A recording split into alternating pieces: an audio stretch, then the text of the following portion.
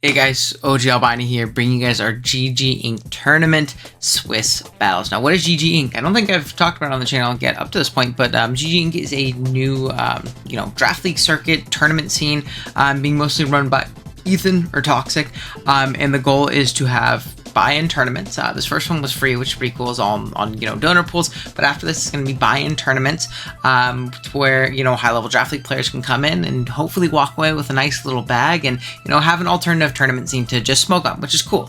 Competition is always a good thing. So I myself am one of the mods in the server, so if you guys are interested in that at all, I'm going to link the server down in the description below. There's also an application and announcements about potentially becoming a GG content creator. Making videos like myself on the tournament could potentially get you a free entrance into one of the tournaments if you can commit so and you are selected. So if you are interested in that, please be sure to app for that as well. But what we're going to be doing today is we're going to be going over our 3 drafts, because this is a multi-generational tournament, and we're going to go over our Swiss games and go from there. So yeah, if you guys do enjoy and are excited for this movie, be sure to drop a like on the video as well as subscribe to the channel. On our way to 5,000 subs by the end of the year, and I would really appreciate it if you help me out along that journey. That being said, let's jump into it. So like I said, multi-generational tournament. It spans Gen 7, 8, and 9. Basically how it works is we played multiple rounds per week. I believe it was 2 per week, kind of just split right in half. So the games are pretty quick turnaround, right? We draft 3 teams all at once, which is very, very hectic and chaotic, and we'll kind of talk about that a little bit as we go over the teams. Even with our first pick here is a great example of that, but we'll talk about that in a second. And what you do is say, I play my first game, I win my first game. If I win my first game, I'm randomly assigned an opponent from other people who are also 1-0. Say I lose, or I win my second game, I'm assigned people who are 2-0. If I lose my third game, or my second game, my third game, I'm assigned to people who are 2-1, etc., to where you're still, competing with people at a similar skill level. Presumably, obviously, people can have good tournaments and bad tournaments, but it's a good way to make sure people don't either get a ridiculous schedule super unluckily, or get a really easy schedule and kind of, skate on by getting a bunch of, people who maybe aren't having a great tour. So that makes it nice and fun and competitive. And yeah, like I said, let's go ahead and jump in. We're going to go ahead and talk about our teams and kind of jump into it. So first up, we'll kind of talk about our USUM team while I hide the GG Inc. logo. And you'll see we have Torrent here. Now, is Torrent incredible in Generation 7? Yes. Did I have second or third pick and pick Torrent on accident? Yes. Like I said, we were doing all 3 of these drafts at once. We were doing Swish, USUM, and Scarlet and Violet. I thought this was my Sword and Shield draft, and I consider Torn one of the best mods in Sword and Shield, so I saw it quick, and I was like, okay, Torn T, hell yeah, that's Torn. And then literally 5 seconds later, I was like, oh shit, I got Torn T. I guess that's not a bad thing, right? Torn is incredible. With Z in Generation 7 in particular, Z Hurricane is one of the most spammable attacks in the game. Having a guaranteed hit on your Hurricane is also obviously incredible. We can't boots anymore, but honestly that can kind of be a blessing sometimes. Now we can run these Z moves, or if my other Z Captain, which we'll talk about in a minute, wants to run Z, I can run a Helmet, I can run a Resist Berry, things like that, and I won't feel as naturally inclined to just throw a boots on there and call it a day. Torn definitely plays a little bit more defensive and utility based in Generation 7. It's clicking Hurricane, Knock, U-turn, and Hurricane, Knock, U-turn, and Taunt is just about it, right? We can't nasty plot up, we can't do anything cool like that, but we do provide incredible utility. We're also really, really fast defog, which is also a really nice aspect, considering one of our second members is probably my favorite draft league Pokemon to use ever, in Victini. And you'll see kind of a theme throughout a lot of these teams, especially on my Sword and Shield team. I drafted a lot of mons that aren't in the decks for the non-current generations. Victini is one of them. This is my all-time kill leader. I have over 100 kills with this thing all time. Definitely not the best Pokemon in the format. Has some obvious downsides, but coming in and clicking the button is a lot of fun. And I think Torn is one of the best Pokemon to kind of facilitate that, right? Say we come in on the Steel, or the Steel type comes in trying to resist that Z-Fly, that Hurricane, we U-turn, it's time for a Blue Flare, or more than likely a V-Create. On top of that, obviously pretty incredible coverage all the way throughout. Very, very versatile. Again, we can't boots in this generation because this is USUM, but again, whether it be Scarf, Band, Specs, Shuka, Colbur, maybe an E-Belt, maybe a Charcoal, something like that, we really do have a ton of options for Victini here, and it's just a really fun, versatile, offensive Pokemon. When victories start making it to where we don't miss our moves as often is always going to be a nice thing if you're on an unlucky streak like I feel like I have been in some of my games. Then I grabbed another Pokemon I absolutely love, really reliable rocker, incredible defensive typing, incredible offensively. It's my goat, Nidoking. Absolutely love this guy. Wish here Force, despite this mediocre special attack stat, this thing just has no switch-ins. Has that Gem 1 coverage, and most of these moves are all going to be Sheer Force boosted, so whether we're special, physical, or a little mixed variant, we're going to have a good time. Between Stealth Rock and Toxic Spikes, we set up some very, very reliable hazards, and I love Rocks and T-Spikes alongside guys like Victini and Torn. They're going to be U-turning forever and ever and ever. That's another big benefactor from Torn U-turns, obviously, and some Victini U-turns, depending on the scenario and the situation. Next up, we have Mega Blastoise as our Mega. Those of you who know me know I love me some Megastoise. Now, this isn't like a current, like a Gen 8 Nactex and beyond Megastoise where it has access to Shell Smash. For those of you who know, Blastoise didn't get that until Gen 8. So, obviously, we're not going to be super broke in that regard, but we're an incredibly strong, bulky water. Great tank that we have right here with Mega Launcher Water Pulses and Aura Spheres and, throwing off Ice Beams, Dark Pulses, even like a random Dragon Pulse depending on the matchup and what's going on. We're incredibly strong, very, very difficult to switch into, but on top of that, we're an incredible Rapid Spin Mon, to where we can always, keep away hazards pretty consistently. Those spin blockers aren't going to want to come in and take a Dark Pulse with that Mega Launcher boost, so something to keep in mind. We can throw out Toxics. Obviously, it's not like the buff spin, but not the end of the world. We can obviously Yawn as well, keep things, from setting up on us and doing some annoying things and shenanigans like that. Just an overall really strong Pokemon, really bulky water, and I love the spin option, considering I have Victini and Torn, to where, one, it opens up Torn a little bit to maybe where I can slot that Heat Wave on for the Steel type, or I can slot the Focus Blast on, or I can slot some coverage move or utility move, and I can run Rapid Spin on my Blastoise pretty freely in most matchups. Next up, I needed a Ground Resist. I don't know if you saw, we got 1 immunity, 2 weaknesses, and a Mon with no recovery. So, I grabbed good old reliable Big Tangrowth, alongside Regenerator and its crazy Fizz Def stat. This Pokemon is an incredible pivot, whether it be those Fizz Def helmet sets, whether it be those Assault Vest variants that are coming in and taking a hit on both sides of the spectrum and switching out. It's going to be great, right? Obviously, Grass alone as a stab is pretty weak offensively, but if you look at the coverage, again, it's pretty solid. The main thing is going to be Knockoff here, right? Knockoff is incredible with Tangrowth, really crippling, pretty common and easy switch-ins. But on top of that, we have Sludge Bomb for opposing Grasses. We have Hidden Power, obviously, this gen, so Ice and Fire are very often good. We have Earthquake. I mean, there's a ton of different options. On this guy, we can reliably recover with a Synthesis. We can also leech things down, Toxic, a bunch of different things. Love this Mon. Great Mon overall.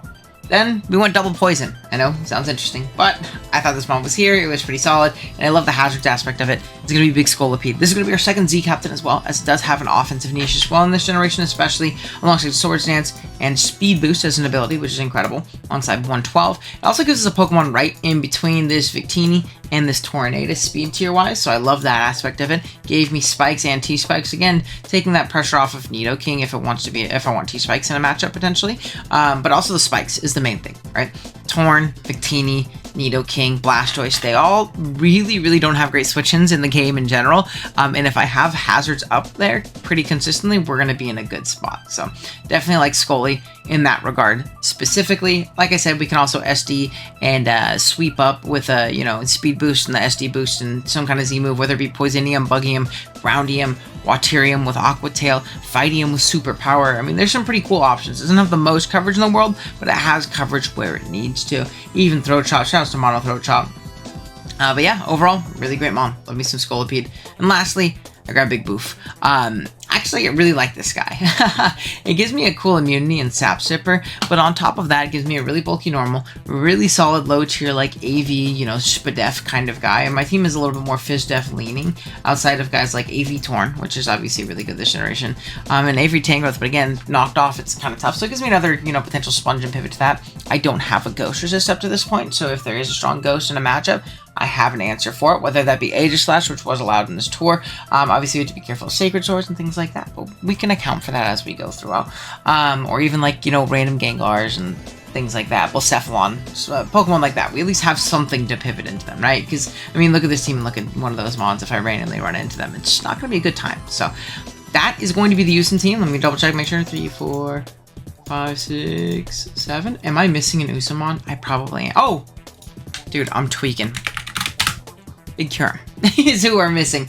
I totally forgot to type it in. So this isn't the Kyurem of now. I know that seems crazy. Like, oh, and you forgot about Kyurem? Yeah, I think I got it like after Tangrowth, like round 5. So like right about here. Seems pretty crazy. This is pre-freeze dry Kyurem. However, that doesn't mean Kyurem is not incredible in this generation. Ice Beam plus Earth Power still beats most things, and most water still don't beat you if you're like sub Roost, right? This is a generation where Kyurem can reliably recover in Roost. Toxic is also, you know, obviously a pretty cool option, but I really love sub Roost Ice Beam Earth Power. It really beats down most things in the game. Not much switches into ice plus ground, and Kyurem is definitely a really strong mon to be throwing off that combination of moves. Incredibly bulky, very strong, and decently solid speed tier. So that's the 8th mon on the team. I knew, I was like, that doesn't seem like 8 mons. Regardless, let's jump into team number 2. This is going to be in Sword and Shield. So there is no gimmick in this generation, so we don't have to worry about Z-Captains, Terramons, anything like that. We can just jump in, and we just got straight mods. This one is really fun. I have one Pokemon on my team that is in Scarlet and Violet right now. The rest of them are not in the game anymore, and I think that's really cool. It kind of ended up just working out like that throughout the first part. I did kind of towards the end maybe skew my draft a little bit towards doing that because I thought it was fun, and this is, you know, supposed to be fun at the end of the day. But I actually really like how this team turned out. And first up was Coco. I forget where exactly I was in the draft, but I know I wasn't at the absolute tippy top, but I was definitely top half, and getting Coco as one of the best facilitators in Draft League history is always going to be a good thing, right? This really opens me up in future rounds to get some pretty strong round 2, 3, 4 offense that Coco is going to hopefully get free switch-ins and get him to click buttons, but this doesn't mean Coco's weak on its own. Obviously only 95 special attack, but that plus E-Terrain boost, really difficult to switch into, especially with that electric fairy stab combo, and grass, not 4 ground types, really helps us out. We can U-turn or volt switch for pivoting, which I love that aspect of Coco. There's been multiple times on choice variants where I've run like Choice Specs, Thunderbolt, U-turn, Dazzling Gleam, Bolt Switch, or just like, you know, being able to pick between the two is always really nice. Gets a really fast defog, which is nice in this generation. It can taunt, it can Nature's Madness, and it can calm Mind Up and win the game, but really in Generation 8 in particular, maybe not in Gen 7. Gen 7 I definitely was like more of a win condition kind of guy. Generation 8 in particular is great at positioning in those win cons, bolting and U-turning around to where we can get into them.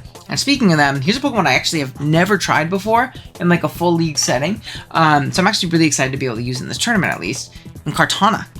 For those of you guys have not seen Kartana, and it's ridiculous attack stat. I don't know why it has 0 IVs, but let's fix that. With an Adamant Nature, we hit 507 attack. 507 attack is pretty fucking ridiculous.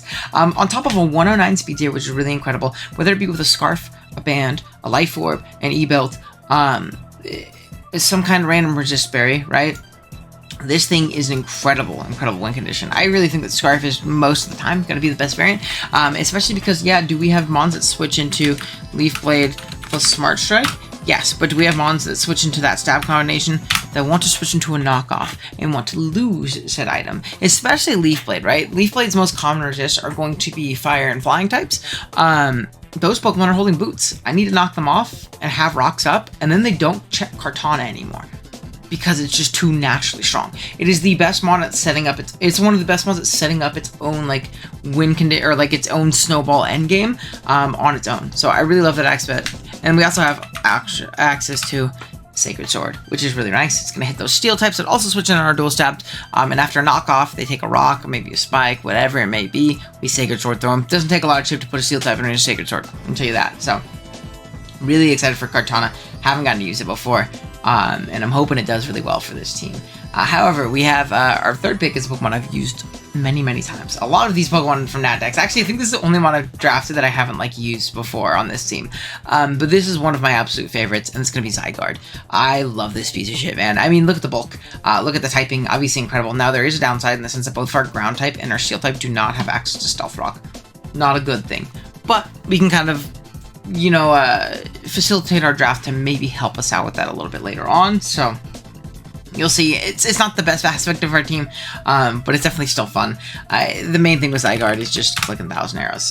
The most spammable move in the game, barring maybe Scald.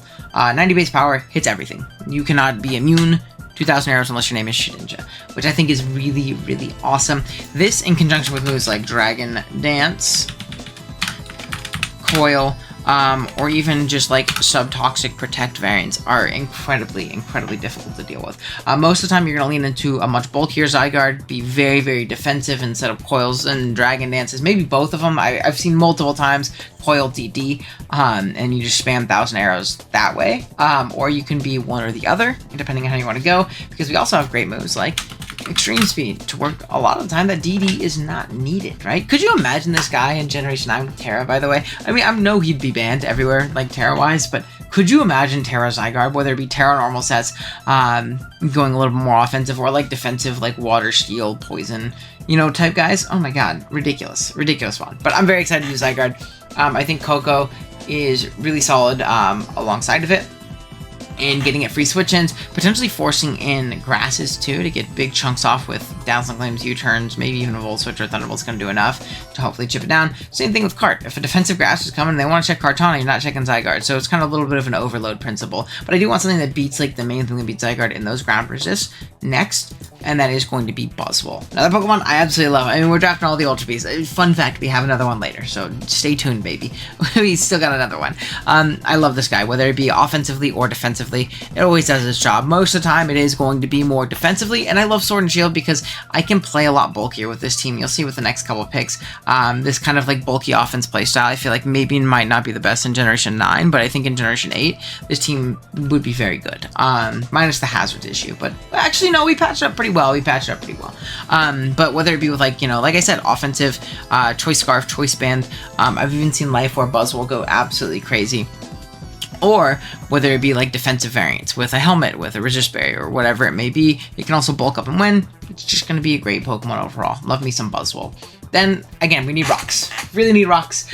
This gives me... Oh, and Buzzwole also, not only that does it beat like grasses. Sorry, I'm jumping ahead too far. Not only does it beat grasses, it also beats... It gives us a ground resist, which we didn't have up to this point because our grass, other than this, is Kartana. That guy doesn't resist anything. So we have Buzzwole for this. Speaking of ground weakness, though, we have a Levitate Mon next. It's going to be Mesprit. Mesprit was like a perfect pickup here. This is the only Mon that's in Generation 9 that's on our team, actually. Mesprit gives us rocks, it gives us a ground immunity, it gives us momentum and U-turn. It also gives us a really nice Healing Wish. I love Healing Wish plus guys like Zygarde and Kartana. We can use them early to break for themselves, and then we can get them right back up to full. So I think this Pokemon is absolutely incredible in this team. It's pretty locked into its role of being a rocking, U-turning, Healing Wish bot. Maybe 2 of those 3 every game. And that's about it. I mean, it can do fun offensive things. So yeah, Nasty Plot, it could trick room, I guess. But yeah, its main goal is always going to be kind of U-turning around and getting up rocks, and maybe Healing Wishing up a big threat in the back. Speaking of rocks, I need 2. Can't survive with just 1. We're going to go with Neolego next. Now, is this a conventional ice resist? No, but if it is a special attacking Ice-type spamming Mon, other than Kyurem, Neolego is probably checking it pretty well, and Buzzwole's going to check the physical ones. So I like that aspect of it. I like the 103 speeds here a lot. It gives me rocks and T-Spikes. Again, T-Spikes with Zygarde is also incredible. Don't have to worry about toxicking things myself, and I can really whittle them down, so I love that aspect of it. It knocks. It can also sweep with, like, you know, Power Meteor Beam variants. Our team absolutely massacres Steels up to this point. Kartana forces them in and beats them most of the time. Zygarde beats them. Buzzwole beats them. Coco just folds around on them forever, and our next Mon beats them as well. So there's a lot of end games where I could see potentially like a Meteor Beam Neolego being opened up with Speed Boost.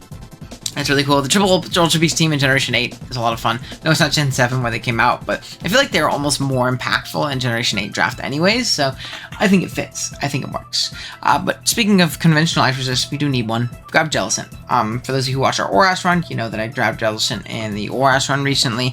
Absolutely love this. One of my favorite bulky waters. It and Seismitoad not being in the game always hurts me. I miss those guys so much. But Jelly offers reliable recovery, a solid ice resist, a fighting immunity, which is always going to be nice. And yeah, just an overall solid Mon. Love the Water Ghost typing. Water Absorb and Curse Body are both solid abilities.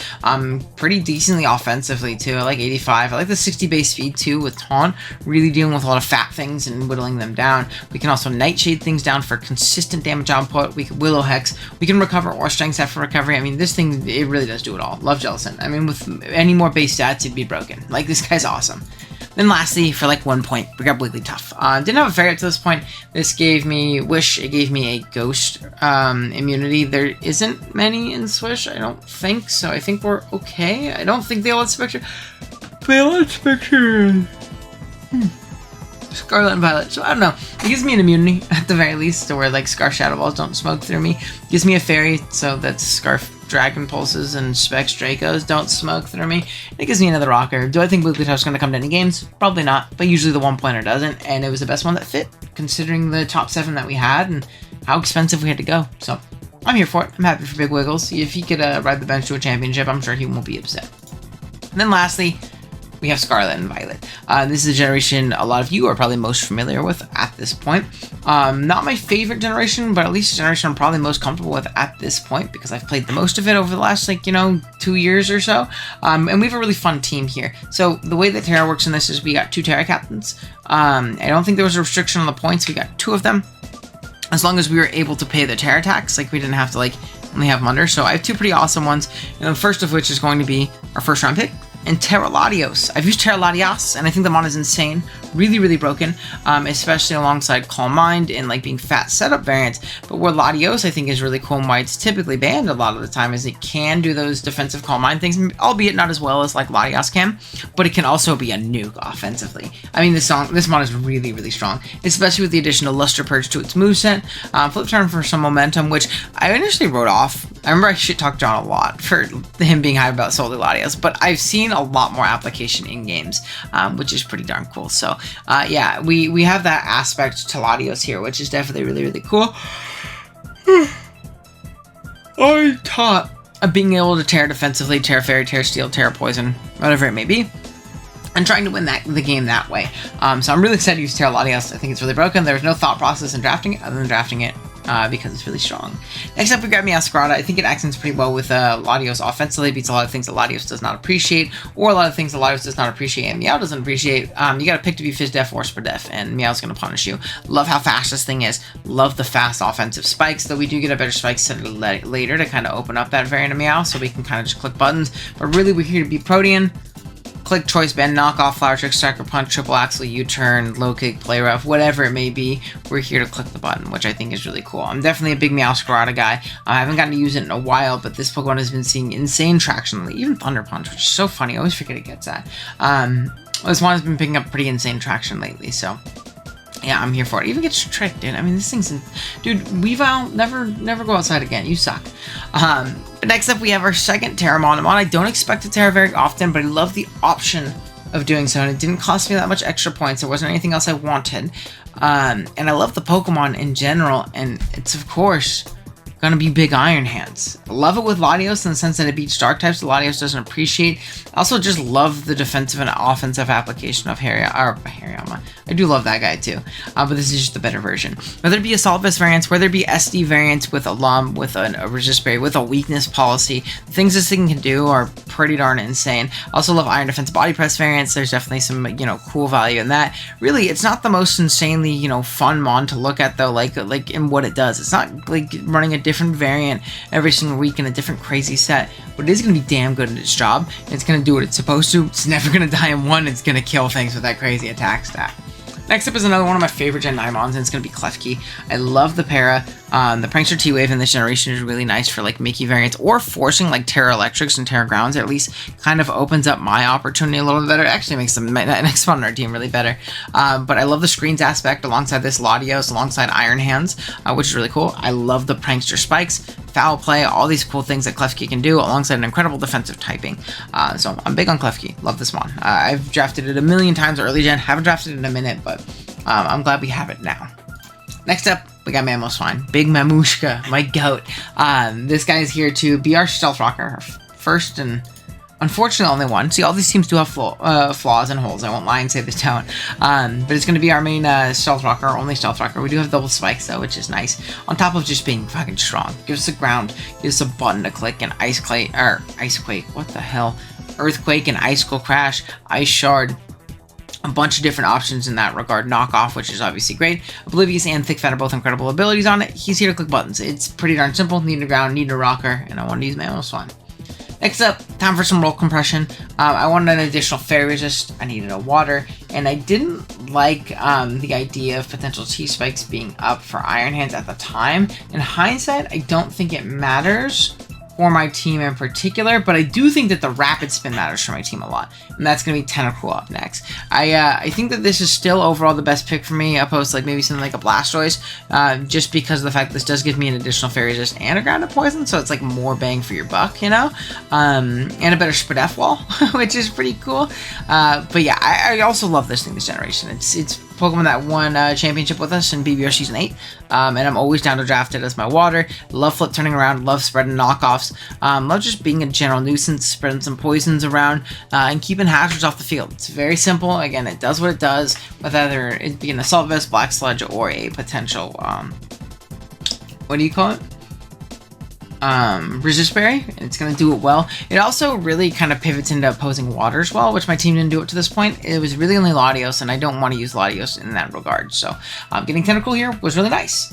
Next up is Ursaring, Big Bear. Gives me a Ghost Resist. Oh, and there's not a lot of ghosts in Scarlet and Violet. Yeah, but there is a Spectrier allowed, and you'll actually... No, I'm not even going to spoil it. Ursaring, very, very good. You actually won't even see in this video, so don't even worry about it. But I like having a Spectrier counter on my team. I did. I felt like my team was pretty complete otherwise. Do I maybe want another Rocker? Yeah, I kind of didn't realize that until the end. But I still do stand by this pick. I love this guy. Offensively and defensively, it's really strong, and it checks exactly what I need to on this team. It's also just a good general sponge and bulk mod. I remember when I played Terra Volk in BVR, this was like the main check to that. And it didn't resist any moves that it was thrown off. It just took them well because he's the bear, you know what I mean? Like, that's my guy. So I'm always here for big Ursaring. And lastly, 1 point, I got Electrode. I kind of like the extra flying resist. I like static. I like the speed. It was pretty nice because our team, it gives us something faster than Meowscarada, which is, I think Meowscarada is fine being your fastest mon, but you know, I'm going to take the speed. There wasn't anything else I really liked. Again, could have grabbed a 1 point Rocker, probably. It's more so a hindsight thing. The Electrode probably won't come, but it does have some uses at the very least. So yeah, that being said, let's jump into our first game. Alright, game 1, we're going up against Master Baguette here in Ultra Sun Moon. Like I said, it's going to go from USUM to I almost said SV. USUM to Swish to SV. So, we'll start off in Generation 7.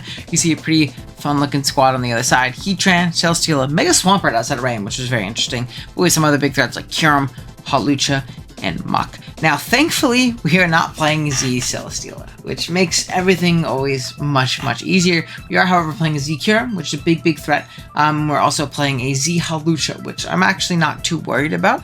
I don't think that Mon should really ever be running Z, so we should be good to go in that regards. But yeah, with that being said, let's look at the team we have really quick. So first up, we have a E-Belt, Victini, V-Create, Hidden Power Ground, U-Turn, and Energy Ball. V-Create hits the team incredibly hard outside of Swampert and outside of Heatran. The E-Belt's going to help us pick up KOs on those guys with Hidden Power Ground and Energy Ball, depending on variance and spreads and where they're at. And other than that, we have U-Turn to kind of U-Turn around if that Muck is around. Don't want to get Pursuit trapped and smoke through that way. And V-Create just to click the button, which is nice.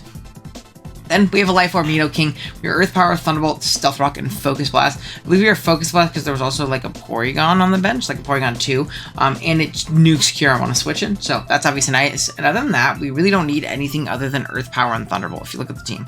Hits the team incredibly, incredibly hard. It's going to be a very nice, reliable rocker as well. Get them up, and hopefully they stay up throughout the course of the game. Next up, we have Mega Blastoise here. We're a very physically defensive variant. Scald, Rapid Spin, Aura Sphere, and Haze. Haze is going to be really nice for like cursing Mucks if they end up getting boosted up and out of hand, or if we can't let that Hawlucha set up on us for free, and it gets pretty out of hand in that regard, or even like a defensive Celesteela if we need to haze away some defensive boosts. That's obviously nice. This thing pivots into a lot. Deals with Heatran, takes on or soft checks Hawlucha, soft checks things like Muck as well. Obviously, you don't want to get poisoned, and even soft checks things like Celesteela just because of her typing and natural, pretty crazy bulk. Then we have a Choice Scarf Kyurem. I think the Mon's really, really strong here. If we can catch that Heatran once with an Earth Power, the team really struggles switching into Ice Beam long term, considering the rest of our offense. We're Draco, Ice Beam, Earth Power, and Hidden Power Grass. I like Hidden Power Grass. It's just a way to nuke through Swampert if at all needed. OHKOing that thing could be potentially really nice, so we have that as an option.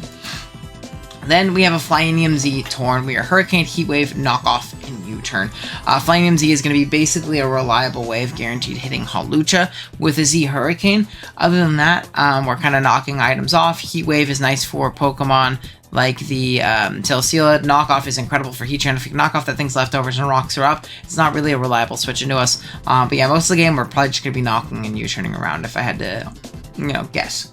And then we got the big boof. Big AV here with Sap Sipper, Return, Wild Charge, Earthquake, and Facade. Facade's in case that Kyurem wants to burn us with a Will-O-Wisp or a Lava Plume, or if we get Poison Touched or something like that from the Muck. Other than that, Return hits the team very, very hard. Wild Charge is for the Celesteela. Earthquake hits the, the Muck and the Heatran really hard. Gives us a nice click if Muck is in. We're pretty offensive, but we're here mostly to take on Kyurem. We can pivot into it pretty well, at least one time, to where you can kind of gauge and see what kind of set it is and which mons I need to preserve to deal with it later on. If it's a Scarf variant, if it's a Specs variant, or if it's going to be a Z move and pop a Z. So, yeah, either way. That being said, let's jump right into it. So, going into the game, I always did plan on leading off with Torn. I think it's just generally a strong lead. It lets me knock the Heatran on lead, then I can U-turn out into something like Blastoise, or I can just U-turn immediately and get off a spin.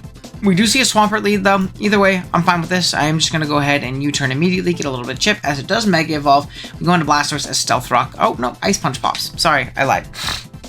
From here, I am going to just Mega and Scald, try and beta burn onto something. It's a very bulky Swampert as it sets up rocks in my face. I'm just going to go ahead and spin these away. I'm never worried about these staying up. We get a spin off on the Muck, and we at least also gain some info that it's going to be a Black Sludge variant, which is really nice. Torn is just a nice general pivot. If this thing is going to knock, we don't have to worry about an item getting knocked off, which is really, really clutch and a good aspect of Z moves that I definitely really miss. Unfortunately, we do get Poison Touch, but it's kind of an inevitability if you're going to be pivoting to Muck throughout the game, so I can't be too mad. I'm going to knock this thing off first. I think getting rid of its Black Sludge is paramount to me doing well here. I also want to be able to, mostly to be able to, like, U-turn around, rocks are up, then it's in range of Victini, hopefully soon. Another knock pops right here, and after Poison, I see that I do not die to Shadow Sneak from here, so I am going to safely U-turn out. Unfortunately, taking a knockoff on my Nidoking, I don't really have another option to go into, but this does give me my Stealth Rock at the very least.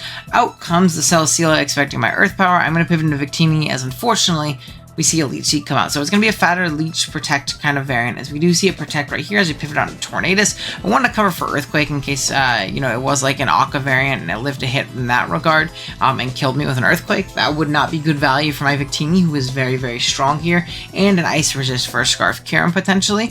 So I'm going to pivot into Torn, U-turn out. We can also gauge item here, seeing that it is a Rocky Helmet variant. So another good thing to know. Unfortunately, we're going to get Leech Seed again, and we're going to kind of have to dance around this a little bit. Maybe not to the most optimal degree, but we are going to dance around it, as it does show to be sub.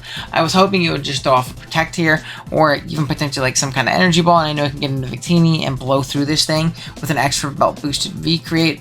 Unfortunately, it is not. I do have to V-Create to break sub right here, but knowing this, I can pretty easily confer that this is not going to be last move Earthquake, so I know it can't immediately harm me. So that's something to keep in mind. We do get Leech down right here.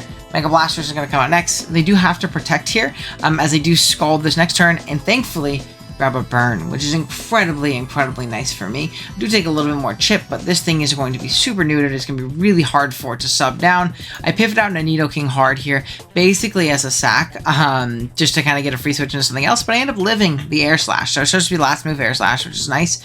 From here, just a Thunderbolt. We don't quite kill it, but that's fine. We got up our rocks, and it does die to the burn, so regardless, we got good value out of Nidoking, basically traded it for Celesteela and rocks, so I'm never going to complain about that. Next up, Victini comes out. I would just U-turn out on the, what do you call it, Muck, if that wanted to be the next pivot in. Thankfully, it's actually going to be the Swampert, and I thought about U-turning right here, but in my head, I'm like, okay, so let's attack where our opponent can't defend. We're going to pick this thing off. They're not expecting me to be a mixed variant or a special variant. I am mixed, and I do pick this thing off pretty handedly. Next up, Muck is going to come out. I am going to U-turn. I don't quite kill with V-Create. Obviously, he could be pursued. I don't remember that calc off the top of my head. I'm not 100% sure if I died from there. But regardless, I felt pretty comfortable making the play out. You're going to see a knockoff into our turn here. And from here, I just decide to potentially pop my Z. See, I don't die from there.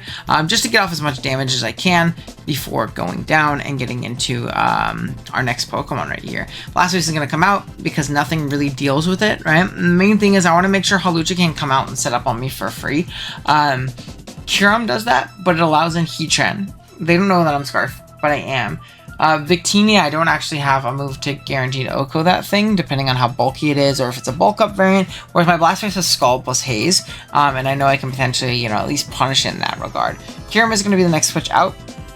So I'm going to make the pivot out into my Bouffalon. If anything, if this thing 2 KOs me because it specs, it's kind of a good thing, because Bouffalon is a little bit of a liability into the Hawlucha potentially. We do see a devastating Drake pop.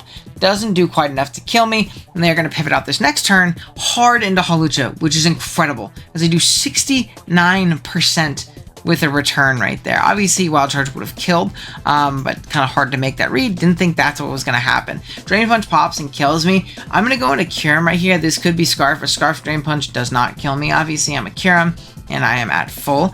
And it didn't pop any kind of berry or anything of the sorts that would, you know, let Unburden go. So, I feel pretty comfortable in my ability to revenge kill this thing. I am going to Ice Beam, pick it off. Kyurem or Heatran could have come out, but I wasn't worried about it. I have pivots into Kyurem, like my blasters right here. Earth Power is going to go, only do 27. And from here, I can mid-ground Aura Sphere always, because it does more than enough to Heatran, and Heatran can't touch me, and it punishes this switch in, which is the main thing. So we kill the Kyurem, and that's game. We are going to be able to just Scald / Aura Sphere, either one works. Pick off this Heatran, and move on into round 2 at a 1-0 record with our USUM team getting the dub here. Round 2, we're going to play Dawn Mist and Sword and Shield. Let's jump to that game. Alrighty, game 2 is going to roll around, and we're playing into Dawn Mist in a pretty scary Galadex matchup. Dawn is also a long-time player in the community, very, very solid player. I think I've played him a good amount of times in the past, but not recently during Generation 9. I mean, this is obviously Generation 8 game, but like during Generation 9 in particular. So it's pretty exciting to get to play him again. Obviously, he's a very, very solid player. Really, really scared team consisting of Garchomp, Melmetal, Thundee, Uxie, Crobat, and Delmise. Let's take a look at the squad that we're rocking out with in this game this week. Let me find the tab. Ooh, that's not what I meant to do. I'm so sorry, guys. I'm fumbling right now. There we go. First up, we have a choice specs Tapu Koko. We can go modest with the speed tiers and how they work out in this game. At least pretty comfortably in my opinion. Now, is it a bit risky depending on like what we're clicking when we're clicking it? Yes. We do have 2 electric immunities. Despite that, I do think Volt Switch, at least early, is pretty free, because neither of those immunities want to take a specs dazzling. Garchomp especially, it's going to get blown up by it. Obviously O-code, unless it's like a Roselia variant or like a really bulky AV variant. And then obviously we have Thundee T, which is the same thing. Unless it's like an AV variant, it's going to get to a KO by Specs Dazzling Gleam. And if I can pick off the immunities from there, we can kind of just Volt Switch around forever. The Fairy immunities also, or the Fairy resistances also don't want to switch in pretty consistently. Crobat gets blown up by a Thunderbolt or Volt Switch. Same thing with Melmetal. Unless it's AV, it's going to get to a KO. So really nice breaker in this game in my opinion. We have a Scarf card, so one choice item to the next. Really solid win con in this game if we can chip down again, resist, which Coco kind of actually does pretty darn well in this game, right? If we can force in those flyers, if we can force in that Melmetal on a, a Specs Dazzling Gleam, whatever they think they can take, regardless of what they're taking, even if it's taking it pretty well, they're still going to be put in Scarf cart range pretty soon, and that's obviously nice. It also gives me a Revenge Killer to a Scale Sharding Garchomp, and plenty of other Scarfers on the team. Sacred Sword's also nice for like Iron Defense Melmetal. Then we have a Toxic Protect Coil Arrows Side Guard. Very, very specially defensive. This is going to be our main answer to the Thunderous Therium, which is obviously really nice. The combination of 1,000 Arrows and Toxic just to kind of whittle down Pokemon like Uxie and the Delmise is really nice, and it's not like he really switched in 1,000 Arrows super well otherwise. So we get a Toxic, a Coil. We're going to put ourselves in pretty good position. The Coil is also really nice for Pokemon like Delmise. Once we have them on a timer and can Toxic them, the next time we come in, maybe Coil, Protect. It's probably going to be in range of 1,000 Arrows pretty soon. Again, we can kind of whittle down and check our own, or beat down our own checks. Then we have a Rocky Helmet, very physically defensive Buzzwole, Drain Punch, Ice Punch, Roost, and Poison Jab. This is going to be a nice response to Pokemon like Garchomp. We can take a mixed hit pretty decently if it's super, super invested in my 2 KOs, but at least we know that in that regard. But it's also going to especially check Pokemon like Melmetal, which is really, really nice as well.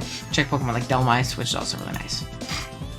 And we have a specially defensive Jellicent in this game. I'm forgetting exactly what it was for. It's definitely not anything that's here right now. But regardless, not a terrible Pokemon. We are Nightshade, Taunt, Recover, and Toxic. I'm totally forgetting what the other Mon Dawn's team is. Maybe he'll see this and remind me. Though I am looking right now, and the application for this guy is pretty few and far in between, unfortunately. Then lastly, we have Mesprit. We are a pretty physically defensive variant. Nice check to Garchomp with a Citrus Berry. Lets us take on Scale Shot variants pretty well. Ice Beam, Knockoff, Future Sight, and Stealth Rock. Knockoff removes items. Future Sight is nice in the air in conjunction with Pokemon like Kartana and Zygarde.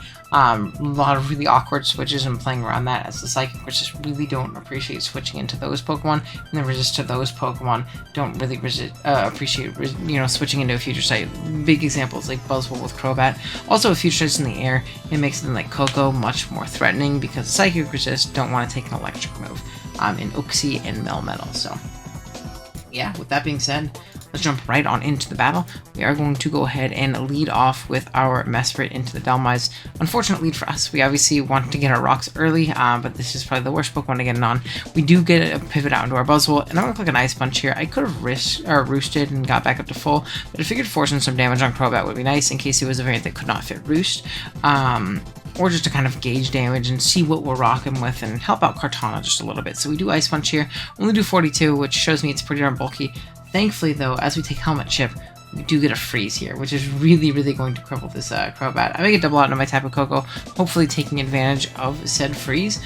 Unfortunately, Uxie is going to double in here, but it's fine. Again, I feel pretty comfortable being able to Volt. We kind of reveal that we're specs there. Obviously, doing 48% to an Uxie is pretty crazy, but from here, we can go ahead and get up our Stealth Rock, which is, we can go ahead and get up our Stealth Rock, which is really nice. I'm going to make the pivot onto Buzzwole. I want to at least punish this spin, though I guess hindsight, maybe that play wasn't the best. Maybe knocking off, maybe Ice Beaming, maybe Future Sighting, something that kind of gives a little bit more offensive initiative and doesn't force a spin here, because spin is going to obviously get rid of the rocks, and I can't really go hard Jellicent. Maybe I could just to always prevent it, but Aerial Ace is just going to pick me off after, so excuse me. Very good Bring by Dawn. I kind of didn't even think of Aerial Ace, to be completely honest with you, though I was in range of Poltergeist, I believe, at that point. Anyways, it just obviously doesn't miss. So pretty cool tech there to see. We do go out into our Kartana. If this thing isn't a Colbur variant, we will knock it out with a knockoff, so it's going to put us in a pretty decent spot there. Unfortunately, we do see a Colbur Berry pop, as the Poltergeist is going to hit us and do 63, so a ton of damage right there. Crobat's going to be the next pivot out. Again, we know this is Rocky Helmet, but thankfully we can, 1, 2-hit KO this thing, but 2, we can still live rocks if at all needed. That's obviously nice. Uxie is going to come out, not the Garchomp. The Garchomp could come out and I think kill us with Rough Skin.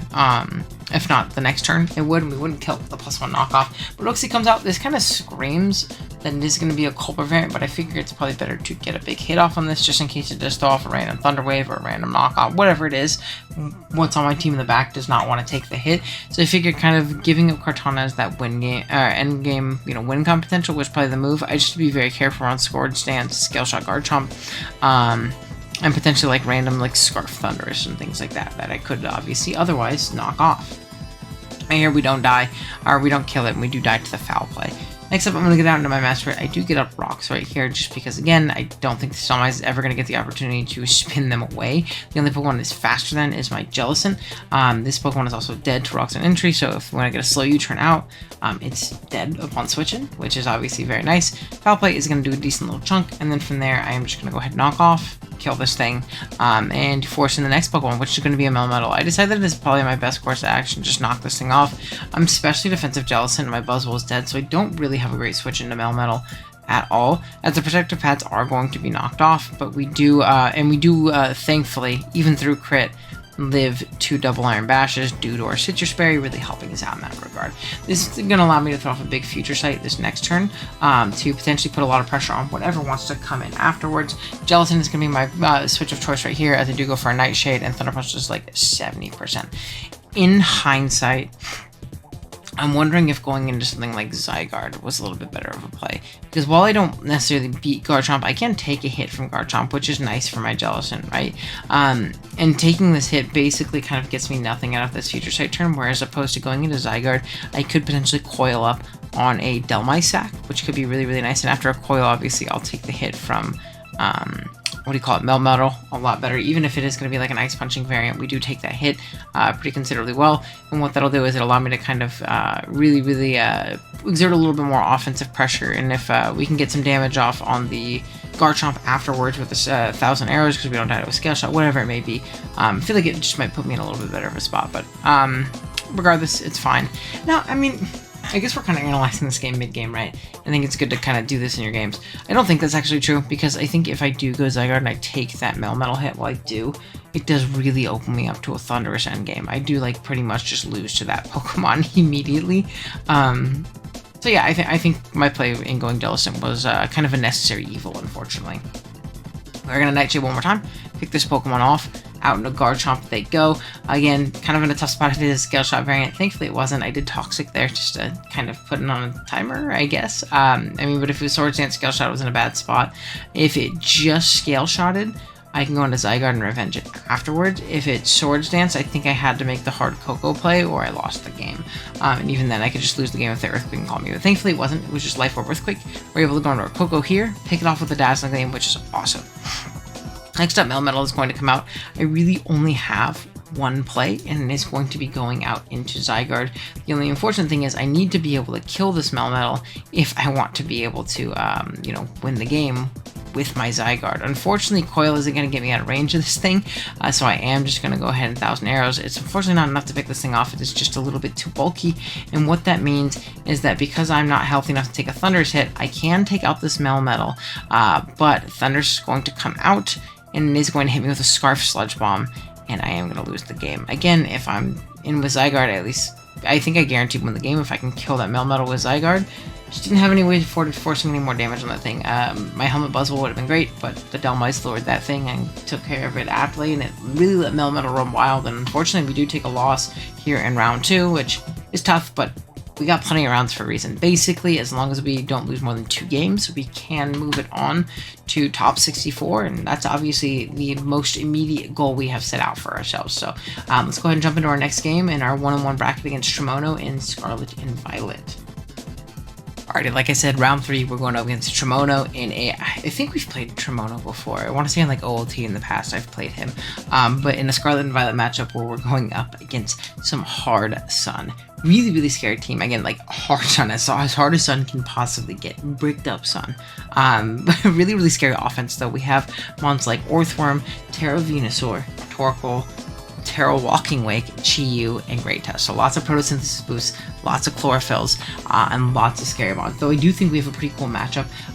While a lot of our Pokemon are pretty bad into the team, I do think a couple of our top tiers, especially in like Latios, is really, really strong. And we'll kind of talk about the sets that we end up bringing in this matchup in particular. So in our team, obviously we talked about theirs being Terra Wake, Terra Venusaur. For me, I'm Terra Latios and Terra Iron Hands, and while I do have a Terra typing on my Iron Hands, I never intend on tearing it. It's kind of just to force maybe some awkward 50-50s. 99.9% of the time, we are going to be tearing this Latios into a Fairy typing, as the Fairy typing is pretty darn good defensively. We're a pretty fat variant here with 200 HP. We're Cabia Berry in order to take Sludge Bombs from Venusaur once we Calm Mind up, or even I think it gets poisoned up, I'm not sure. But regardless, your Psychic, Aura Sphere, Calm Mind, and Recover. Pretty darn simple set, but if you look at the combination of my opponent's team right now, there's nothing that takes Psychic plus Aura Sphere right now. Orthworm gets blown up, Chi-Yu gets blown up, and then really everything else just gets kind of nuked by +1 Psychic. Even if we're not very invested, once we get started boosting, it feels like it's a, you know, Specs Psychic coming out of you. So really strong Pokemon. We have a Scarf Meowscarada in this game. I really like this one in this matchup. I forget if it outspeeds Timid Venu, but I know for a fact it outspeeds like Booster Speed Wake, Scarf Chi-Yu, Booster Speed, or Scarf Tusk, and I love that aspect of it, right? It's not going to like absolutely smoke through this team offensively by any means. Pokemon like Torkoal and Orthworm are going to check us pretty handedly, but it is going to be solid at revenging and forcing out offense. Obviously, we don't OHKO Chi-Yu with anything on our moveset, but Protein U-turns are going to do a decent chunk, right? Flower Trick is really strong at a Great Tusk. It's also really strong into non-Terra Wake, and really any Terra type that I think it's going to go for. I really expect Electric or Ground in this game, and Ground is even better, but I do kind of expect Electric a little bit more. It just seems a little bit stronger into the matchup defensively, while still getting, you know, the offensive benefits potentially, depending on how they want to go, but really is going to kind of just not to be T-waved, in my opinion. But yeah, regardless, really strong Pokemon in this matchup overall, in my opinion. I really do like the Scarf Meowscarada. Then we have AV Iron Hands. It's pretty darn simple. We're very, very specially defensive. This is going to help us take hits from Pokemon like the Venusaur, from Pokemon like the Chi-Yu outside of the sun, but really it's not a Chi-Yu check. It's mostly here for guys like Venu, and to soft check things like Wake, and even Pokemon like Orthworm and Torkoal. Obviously Torkoal we don't really do anything to, but we could take a hit from it and Volt out or something like that, waste a Sun turn, whatever it may be. The Great Tusk we're Terra Flying for, just to be able to avoid, its stabs, which is obviously nice, or force into maybe clicking an over aggressive Ice Bear. Oh. So, I like that aspect of it. We're just Drain Punch, Thunder Punch, Ice Punch, Volt Switch. All the punches in Volt, just to maintain momentum, as Pokemon like the Torkoal want to switch into us. Unless the Tusk will switch in, then we kind of have to make an awkward call of Ice Punch or Volt Switch, but yeah, just depends. Then we have a Leftovers Klefki. We are Max Spadef. We are Dazzling Gleam, Thunder Wave, Spikes, and Light Screen. We do have Thunder Wave in order to check these Sun Sweepers. However, I do expect one of the two, if not both of them, to be Terra typing to stop that. However, we have to kind of pick that, right? If the Venu is going to be the Terra guy, then the Wake either has to be Lum or just switch out, and vice versa with the Venu, right? So I think that's an important aspect of it. We're Max Spadef, take as many hits as possible, we Light Screen up, it really helps out the rest of our team really well. Then we have an AV Tentacruel here. We're Surf, Sludge Bomb, Ice Beam, and Rapid Spin in this matchup. This is going to be our main Chi-Yu check. We actually take it on pretty well. I wanted to make sure that my Chi-Yu check, while it doesn't resist Dark Pulse or Psychic, it does take Sun boosted moves in the Sun, which is a real problem for this team otherwise. So that's basically why we have it here. Rapid Spin also keeps away hazards from the likes of Orthworm and Torkoal, and even Great Tusk if it ends up doing so. And Ice Beam is nice to hit non-Terra Venu, as well as Pokemon like Great Tusk in the Sun. So yeah, that's obviously nice. And then we have our lead in Focus Sash, Mamoswine. We are Icicle Crash, Earthquake, Knockoff, and Stealth Rock. Pretty simple. Knockoff is really nice in the Orthworm, as it opens up Pokemon like Latios. We guarantee put in range of a +1 Aura Sphere after a Knockoff, or even open up Pokemon like Meowscarada, because between that thing getting chipped and then knocking off the Torkoal and chipping it down with rocks, I mean, we're going to put ourselves in a pretty good position if with Meowscarada in the end game, depending on what's left, or just having it as a revenge kill option to just come in and click U-turn, which is obviously pretty darn nice. So yeah, that being said, let's go ahead and jump on into this battle.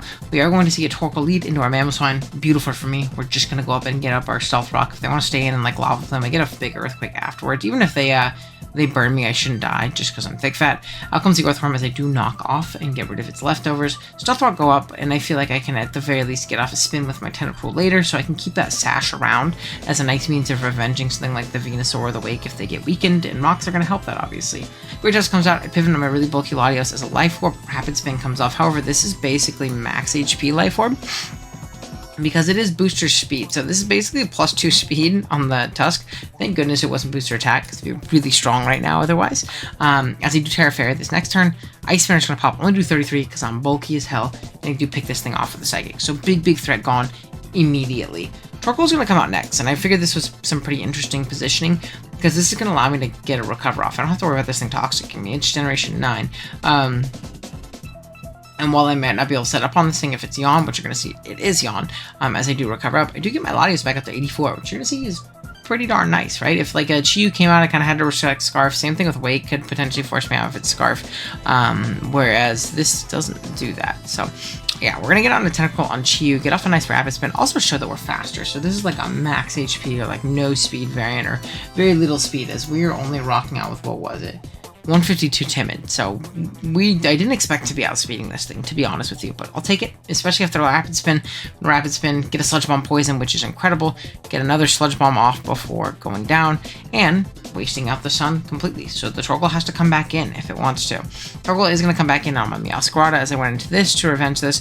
A U-turn out here, as the Torkoal does show to be an eject button, trying to use itself as a pivot into the Meowscarada, as it expected to probably get knocked off anyways.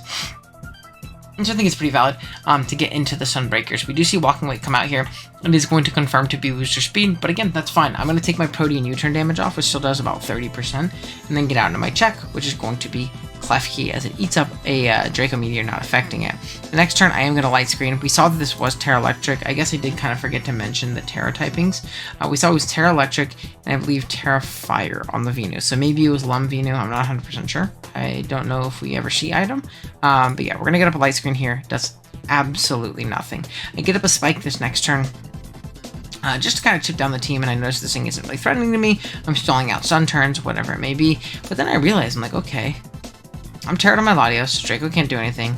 Hydro's team is doing nothing in with the light screen up. I might as well use this as a position to position my endgame win con. As I'm looking at this team, and I'm like, wow, especially with the light screen up, I don't think anything beats me when I set up a Calm Mind. So I set up a Calm Mind, Hard Orthworm comes out, I click Aura Sphere, and from this position, the game is over. My opponent forfeits just because they know that everything on their team gets O-code, guaranteed. The Torkoal can come out and set up Sun for the Venu, but the Venu doesn't kill me due to my Kebia, even if it's like Life Orb or Specs. I'm bulky as shit. So we're in a pretty darn good spot to win this game from that spot, and luck has it, we do end up picking up a dub. Now, I do think they could have killed Latios in the sense of Sun, sack, Venu, sack, and then into Wake and outsped and killed me, but at that point, game is obviously over. This is 6% poison Chiyu, so not really a great position for them, so I understand the forfeit there. It wasn't like a BM thing, it was probably just like, I lose. So yeah, we're able to bounce back 2-1, and on to the next game, back to USUM. Alright, in our 2-1 bracket game, we go up against Genhui here, I think is how you say it. And they have a pretty terrifying squad, consisting of Gen 7 Aegislash, and for those who don't know, Gen 8 Aegislash was nerfed pretty heavy in King Shield, only doing -1 attack, and losing 10 in all of its big stats, whether it be in defense or its attack form. So, really big threat, incredible Pokemon here. It is also a Z captain on this team, alongside, I believe, Latias, which is a Pokemon I don't particularly switch into. Offensive dragons in general are a very big problem for this team, as I don't have a conventional fairy type, nor a steel type. So while the team is fun and has lots of buttons, certain Pokemon like offensive dragons really give it trouble, and Latias is one of those Pokemon. Weavile I actually deal with pretty well in having Mega Blastoise, but still a very terrifying Pokemon nonetheless, and always threatens to Pursuit Trap our Victini. Mega Manectric is actually a huge problem for this team. I really don't like that guy. Nidoking, another Pokemon I don't switch into, and Buzzwole, kind of a nuisance, but really actually not the scariest thing in the world, all things considered. But with that being said, let's go ahead and take a peep and see what we are rocking with in this game. First up, we have a very specially defensive Nidoking, Earth Power, Ice Beam, Stealth Rock, and Flamethrower. We are still Sheer Force, so we still pack a decent punch, but this is mostly Spadef to handle Manectric as it volts around forever on my team until everything's in range, and there are multiple opportunities for it to find opportunities to revenge my team. So I want something to block that Volt Switch, as well as take, super effective Hidden Power Ices and things like that comfortably, and with this Spadef investment, we should always be able to do so. Then I have a Fire EMZ, Tornadus for your Hurricane, Heat Wave, U-Turn, and Taunt. Taunt is nice for fatter Pokemon on the team, particularly like Calm Mind. Latias is something I'm really afraid of, so stopping that thing from being able to Calm Mind in my face, nice. Taunting Aegislash could also be nice, yeah, I mean, maybe taunting a Nidoqueen from setting up rocks or something like that, but Z Heat Wave is to hit the Aegislash as hard as possible, as well as a switch into Manectric if that wants to be in the midground, just does a ton of damage to it. Then we have a Colbur Berry, Victini, Blue Flare, Thunder Wave, U-Turn, and Psychic. The Colbur Berry is going to be for the likes of Weavile. We can always stay in on it, take a knockoff pretty comfortably, blow it up with a Blue Flare, and also take a Pursuit even better if they expect us to switch out potentially. Thunder Wave is really just for Latias. Whenever I end up playing a Latias with Victini, I feel like I always end up running Thunder Wave. It's just to slow it down. It takes our hits really freaking well. So being able to T-Wave it, U-Turn out, and get into something that might be able to deal with it offensively a little bit better. In particular, our next Pokemon on Blastoise, who has access to Dark Pulse, is really nice. Speaking of which, we are Rest Talk, very defensive Blastoise in this week. This is going to be our main Weavile check. It also checks Pokemon like Buzzwole and even Pokemon like Aegislash pretty darn comfortably. Scald, Dark Pulse, Rest, and Sleep Talk. Scald gets great burns on the team, and there's not a resist to Scald plus Dark Pulse, so that's obviously nice. I'm also big on I'm also kind of banking on a Focus Sash lead Scolipede here between Rocks from Nidoking and Spikes from this Pokemon. I'm hoping that we can really whittle down this team. It can be Defog Latias, but I think that's such a waste in this matchup. Really struggle with offensive Latias here. I think slotting Defog or clicking Defog is really difficult to justify doing against my team. It can do so against both Nidoking and Victini. Victini less so because it can T-Wave it. Nidoking, it can click it in front of, but other than that, everything else on my team threads it to the point where it's hard to click. And if we get up a T-Spike on something, or a Spike in Rocks, or a Spike in, or multiple Spikes in Rocks, we're going to put ourselves in a good spot. The combination of Mega Horn plus Earthquake is also pretty strong offensively into this team, outside of something like Buzzwole, which we do have the Toxic for, putting the thing on a timer for the rest of the squad. And then lastly, we have Kyurem here. We are Choice Scarf variant, Ice Beam, Draco Meteor, Earth Power, and Dragon Pulse. Really strong Pokemon. The moment that Aegislash goes down, we just click Draco and Dragon Pulse and kill everything. And if Weavile is chipped, we can click Ice Beam and kill everything even more reliably. So I really do like this Pokemon a lot in this matchup. I think it's incredibly strong and a really, really solid revenge killer overall. That being said, let's jump into it. We are going to lead off with our Scolipede right here, as Manectric is going to lead. Like I said, completely fine with this. I am just going to go ahead and spike up immediately. We do see a Volt Switch do a lot of damage, as Buzzwole is going to come out here. This next turn, I am going to elect a Toxic. Again, in hindsight, I don't think this mattered. Now, general rule of thumb is that Toxic or 2 spikes isn't really worth it most of the time, but when my trade is getting a Toxic off on this thing, it just doesn't seem like very paramount, because everything on my team is a special attacker after this and kind of nukes this guy, so it's not even like it's really needed, you know what I mean? So a little bit tough on my end. We are going to go ahead and sack off our Scolipede here, as this does get a Beast Boost in attack. Unfortunately, I am going to have to go Blastoise because I don't know what this is. I know we got a boost in attack, and if this is Scarf Rock Slide, it's going to blow up my Victini Red Torn. Maybe not kill both of them, but it's going to do a lot of damage, and I don't want to deal with that. So I'm going to make the pivot onto Blastoise, as I know I can take Rock Slides from this thing pretty well, and I can bait a Scald Burn on it pretty comfortably too. So unfortunately, we don't get said Scald Burn, as the Aegislash is going to go ahead and click King Shield right here. And I'm going to Scald this next turn, expecting them to switch out on the Dark Pulse, but they actually elect to get up a Toxic. Now, to be fair, this is probably the best mon on my team to get Toxic outside of Nidoking. I kind of wish I could pivot to Nidoking on this thing now, but I can always rest later and deal with this accordingly. I am just going to Dark Pulse again this upcoming turn. Again, we're just not really switching out on this. Again, we don't really have a great switch in general. And they go hard Latias right here, and I'm going to do a ton of damage. 66% to this thing. Now, I do have to pivot out immediately. I cannot take a hit from this Pokemon at all. I am going to make that pivot out into Tornadus as a boost pops off. However, I am in this next turn, I'm just going to throw off a Hurricane. Now, obviously, Z-Fly would do a ton of damage to this thing and deal with it that way. Unfortunately, we are going to miss our Hurricane, as Torn does, and we are going to die to a Z-Draco Meteor. So down goes Torn. Not a great turn. Don't really get much out of it. Kyurem's going to come out. I kind of have to Telegraph Scarf. Pretty safely telegraphing Scarf right here. We do throw off a Draco Meteor, as Ice Beam did not kill from there. However, it does a decent chunk to Aegislash, and we're kind of getting to that point where if I kill this thing and I chip down Weavile, this is a pretty viable win condition. I do need to chip down Weavile a bit to get in range of Dragon Ball. Same thing with Nidoqueen. But also, if I can kill Weavile, I can switch out, come back in, click Ice Beam. We've seen that the Latias is not Scarf. So there's no Scarfer that can really deal with me outside of maybe a Scarf Weavile knocking me off, which would, again, also be very interesting. Next up, I am going to get into my Blastoise right here as a Shadow Ball pops. King Shield is going to be next to avoid getting OHKO'd by Dark Pulse, but I think this is an opportunity to get off a rest and get back up to full HP. Mega Manectric is going to come out this upcoming turn, as I am going to Sleep Talk, hopefully stacking a Scald. Unfortunately, not getting a rest, but I have a pretty free switch out into Nidoking, as Thunderbolt's going to pop and not do anything to us. This next turn, my opponent elects to stay in and just Hidden Power. I thought this was really interesting, considering they had a full health Latias. I am just going to go ahead and get up my Stealth Rock right here, expecting that Latias to pivot in, but hey, I'll take the Lottie not coming in. This next turn, I'm once again going to Ice Beam. I felt like it was much more important to cover the Ice Beam, or Ice Beam on covering the Lottie coming in, than OHKOing this thing.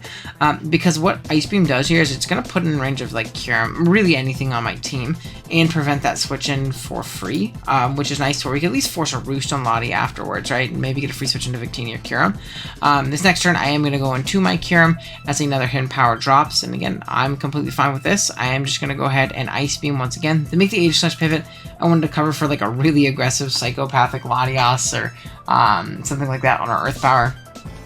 Then make the safe play. We do 14 there, but all that means with Spike and Rock Up is that one more time and this thing's dead, right? It can't switch in anymore. Shadow Ball is going to pop. It's going to do 34 and get a special defense drop, and this is bad. I really need to get a Dark Pulse or a Scald here. Thankfully we do. If we took another hit, we were in a really tough spot in general. Latias is going to come out next, as I do make the pivot out of my Nidoking, basically just sacking it off. Calm Mind is going to pop right here, so it is a Calm Mind Draco Meteor variant. Again, not good for me. Psychic is going to pick us off right here, and I go into Victini, knowing I can't really do anything to this, but knowing I can go ahead and drop a big Thunder Wave on this Pokemon right here, as we are going to go ahead Thunderwave up, do a decent amount, and we see the special attack drop is actually going to be big.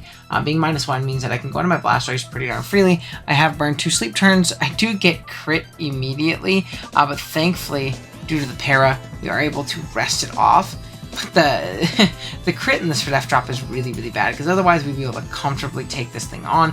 And we also need to stay healthy for Weavile. Remember, this is our only way of not losing to Weavile immediately. I get out into my Victini, just kind of trying to sack it off as the Manectric is going to switch back in. Takes more spikes, which is fine with me. I don't want to risk getting like overheated and blown up or like blown up into range of like an Ice Shard from Weavile. So I am just going to go ahead and sack off my Victini, get onto my Blastoise, and the fact that I went Weavile here was incredible, because this means that this thing is really just one switching away from being an Ice Beam range, potentially. Now, what a Scald will do on a Sleep Talk turn will be clinching that for me, but I'm not 100% sure on the calc, but I'm pretty sure after Spike and Rock, it would be in range of a modest Ice Beam. We do thankfully get the Scald right here on our last turn as we are going down, so I did kind of have to force this out. If it was able to get me at that point with what do you call it, knockoffs, and I didn't get any damage off, I think I lost because it knocked off my item, and from that point Manectric can kind of just whittle me down at that point, and or at least it can Volt out once, sack something, maybe pick me off. Something like Nidoqueen could also no, I guess, I don't know if it would necessarily beat me. It really depends on what that Manectric's last move slot was. But regardless, Scald is going to kind of seal it. Despite this looking terrible, we played to our out in our endgame despite getting pretty darn unlucky. And there's not a single Pokemon on this team that is not in range of a Scarf modest Ice Beam. And we are going to click Ice Beam once. Twice. Let's make it go a little faster so I can say once, twice. Twice. Rock, Spike. Or Spike Rock, thrice, yeah, 4 times, but however you say 4 times, like thrice, fourth, numero 4, and Latias obviously comes out and is very much so in range, and we're able to take home a dub and go 3-1 on the tournament, which is great. And then going into the next week, it was supposed to be Gen 8, and the guy I was trying to schedule with was very bad at scheduling. Absolutely terrible at it. So we ended up getting a forfeit win in that one. It ends up happening at later stages in the tour. I mean, the guy just was not present and around when I was trying to play him, and I got a life. So we got a forfeit win, which was cool. So going into round number 6, we are currently 4-1. Depending on how our diff is, we could potentially miss out on brackets or on top 64 if we lose by a decent amount, but we're essentially locked. But I definitely want to go 5-1 just for the bragging rights and for the higher seed going into top 64. So that's gonna be the last game we cover today, and we're gonna go ahead and jump into that right now.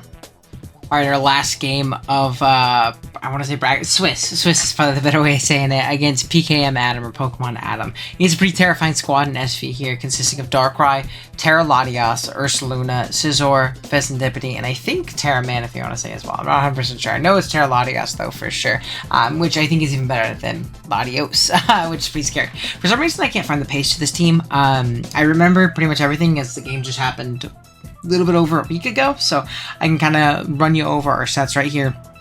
Pretty simple stuff, though. First up, we have a Calm Minding Latios. We are Tear Steel with leftovers this week. I believe we are just going to be a Dual Stab variant. I believe we are Dragon Pulse, Psy Shock, Recover, and Calm Mind. Pretty simple stuff. Does really, really well once we can get some Calm Minds going.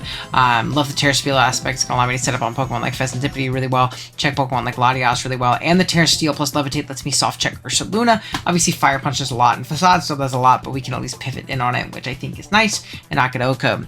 We have another Choice Scarf Meowscarada. I know, once again. I wanted a Mon faster than the Darkrai, and this was the best Mon to do so. Threatening lots of Scarf Protean U-turns and Flower Tricks and things of the sort. We also have Triple Axle and Flower Trick, which can be nice. Obviously, Pokemon like Scizor and Pheasantipede check us well, but those U-turns that it grabs on those Pokemon is great. One, knocking off Scizor is really nice, but Pheasantipede U-turning out, getting a free switch into Mamoswine or Latios is really nice for us, or getting a knockoff into it. And we have a Rocky Helmet, pretty offensive hands, so it's mostly here to pivot into the likes of Scizor. We can soft check Darkrai, obviously Psychic does a lot, but we can take one pretty easily. But we're here to mostly check that Scizor, punish it for you turning down around with a Rocky Helmet, really putting in range of Latios. And you can see it's kind of the point of the team, right? We have Meowscarada that forces damage on Scizor. Iron Hands that forces damage on Scizor, Klefki that forces damage on Scizor, and a bunch of hazards to kind of back it up. You have a Spiking Spadef Klefki. It's mostly here to check Pokemon like Darkrai, Thunder Waving Latias as well, which can be pretty nice. And it's here to kind of just spike up, be a nuisance, I believe, for Dazzling Gleam, Foul Play, Spike, and T-Wave. We have a pretty darn specially defensive Haze Tentacruel with Flip Turn, as well as Sludge Bomb, Haze, and I want to say Surf or Ice Beam. I forget exactly. But yeah, mostly here to pivot into the likes of Manaphy and Haze it and Sludge Bomb it down. Then lastly, we have a Choice Band Mamoswine. Now, fun fact with this Mamoswine, went into the game and I realized I typed in EA and clicked enter, and I was Earth Power. So you're going to see that does kind of bite us in the ass because there's no Earth Power resist. And you'll see as we get into the game too, that this is going to be a Terra Fairy Latias. So it's not even like it switches into our Ice Stab very well, especially if it doesn't lead. And this is going to be our lead in this game at all times because we are very, very bulky band. Could pretty much live any one hit from anything. Minus like Specs Darkrai and like boosting item Manaphy. So we were here to throw off attack, but then I realized I don't have Earthquake. And you'll see this is kind of a tough position. As Darkrai does lead, I click Icicle Crash because it's kind of my strongest move to click, and unfortunately Scizor comes out. Now Choice Band Earthquake, you'll see based on the damage we do with Icicle Crash, 32, Choice Band Earthquake would have pretty comfortably to it KO'd. Did a lot of damage. So pretty unfortunate, but whatever, it's not the end of the world. We just have to deal with it and adapt and overcome. We're going to go into our Iron Hands next, get a little bit more damage off as the U-turn does pop, getting this thing down to 58%, which again, great for our Latios, and that's the main idea we have here. Ursulune's going to come out, and I don't really have a switch into this thing at this point. I haven't tear it by Latios, so I'm going to make the pivot out into Mamoswine, because if I die, I get a free switch into Meowscarada, and can threaten that thing out that way, or I can get a free switch into my Latios and Terra, and if it doesn't kill me for some reason, I can Ice Shard it for a ton of damage, or Icicle Crash if it doesn't Trailblaze. But if it doesn't kill me, it's because it's Trailblazing. That's what it does right here, doing 58. This is going to allow me to get off some big chip with an Ice Shard, so that's obviously very nice. And another Trailblaze pops, and you might be thinking, oh shit, Owen, good game, buddy. You might lose this one. Thankfully, we do have the Scarf Meowscarada on deck here to where we can just pick this thing off immediately. We do reveal our item immediately, but it's still nice. Scizor is going to be the Pokemon to come out of choice. It's better than Pheasantipity because I can always punish this thing with U-turns. Latias is going to come out. I make a little bit of an aggressive play and I Volt Switch out. I was okay with Hands taking a ton of damage. I didn't want to go hard into my own Latios or anything like that, as this thing like threw off a Draco Meteor or something crazy. I didn't feel super comfortable going into Klefki as I did kind of let it set up pretty freely. So I elected to Volt, get a slow Volt. I didn't think they'd Psychic move anyways because Resist, Immunity, Resist, and then these two weaknesses, but they're not Pokemon. It's not like Tentacle's going to switch in. So I felt pretty comfortable. I get out into my own Latios, and I am going to Calm Mind. Despite not being max speed, I do show to be faster. They make a good aggressive play in going for an Aura Sphere, but I'm fine with that. I'm just going to Calm Mind once again as they Calm Mind themselves. And I'm also pretty confident in the sense that I'm faster here because I Calm Minded first and I wasn't max speed, showing they're probably a very, very bulky variant. As we do Calm Mind here, or get off a Dragon Pulse here, so they Calm Mind again. Now here I'm going to make a little bit of a call, say, okay, they got a Terra Fairy here, so they don't get killed by a Dragon Pulse. I am going to go ahead and Psyshock and pick this thing off at a very healthy amount. Scizor's going to come out here, but I can get smoked by a close combat if they have it, so there's no reason for me to stay and take it when I have a great check in Iron Hands. They can kind of just come in and Volt Switch afterwards. It's not like there's anything that takes this on. I'm going to Volt out into the Pheasantipity, get out into my Latios, and just click Psyshock for a ton of damage. No reason setting up yet. Again, the Scizor's not low enough, to be honest with you, as a Tailwind is going to pop right here as a U-turn comes, and I make a bad play and I Calm Mind here. I think Psyshocking or Dragon Pulsing is always the play there. Psyshocking probably so I can actually hit this thing. Manaphy here coming out kind of forces me out anyways, because it's probably just going to sit up in my face with Tailwind being active, as I am going to go into my Tentacruel. Thankfully, I do live a +3 Psychic as it is a Tail Glow variant. I can go ahead and get off a very strong Haze, install at that last turn of Tailwind, making it sure this thing is not an issue because I have my Meowscarada, but thankfully we actually end up outspeeding this thing, hitting with a hard Sludge Bomb, and doing a little bit of chip damage subsequently, guaranteeing that this thing is going to be in range of our Meowscarada. I do Flower Trick right here. It's going to 2-hit KO anything that really wants to come in. It looks like it's Pheasantipity, but we do take it out here with double Flower Trick. Darkrai comes out. I'm going to make the pivot out into Klefki. Again, no reason not to. I could Foul Play on the switch into Scizor, but there's no reason because it's not like it's going to not get that back from leftovers anyway. So I decided to get up a Spike to kind of limit these switch-ins and really chip things down upon the switch. And Scizor is going to come out here. I'm going to get into my Iron Hands again, force damage on this thing, or do a ton of damage to it if it just attacks straight up. We do see a Defog pop though, and that's wonderful. I mean, I'm fine with no Spike being up because nothing takes Drain Punch plus Thunder Punch at all. I do go off a really strong Drain Punch. We're pretty fast in this variant, so we do outspeed the Scizor. Manaphy comes out next. Tries to Tail Glow. Not happening. Maybe just hoping I didn't have the Thunder Punch. Darkrai comes out and it does Will-O-Wisp me. as I Drain Punch and do 60%, but there is a Citrus Spray getting above 60, and just in case there was like some Psychic shenanigans or Dark Pulse Flinch into Psychic Crit, I wanted to save save a little bit of time, go out into my Klefki and kill this thing with some Dazzling Gleams, as differential does matter in this tournament when it comes to your, you know, seeding and things like that. So I want to win 4-0, I go out into my Klefki, I 2-KO with Dazzling Gleam, and that's gonna be the game. He just kind of will-o-wisps and concedes, probably not wanting to accidentally flinch me and extend it out, and we're able to move on 5-1 onto the top 64 section. Now, what is interesting about this tournament is that top 64 onwards is best of 3. So the higher seed picks the first game, the loser of the first game picks the second game, and then, you know, tiebreaker is the third generation. I plan on uploading those weekly as long as I make it, so minimum one to upload next week of my best of 3 series. I think it's pretty darn interesting. We are still going to be post-comming them, but I'll be able to go over the builds a little bit more in depth and the teams a little bit more in depth. So if you guys are excited for that, be sure to subscribe to the channel if you haven't. It should be up next Thursday, just like this was up this Thursday. Hopefully all things go well. And yeah, with that being said, if you guys did enjoy our Swiss run in the GG Inc. Tour, drop a like on the video, sub to the channel like I already said. I'll see y'all next time. Later.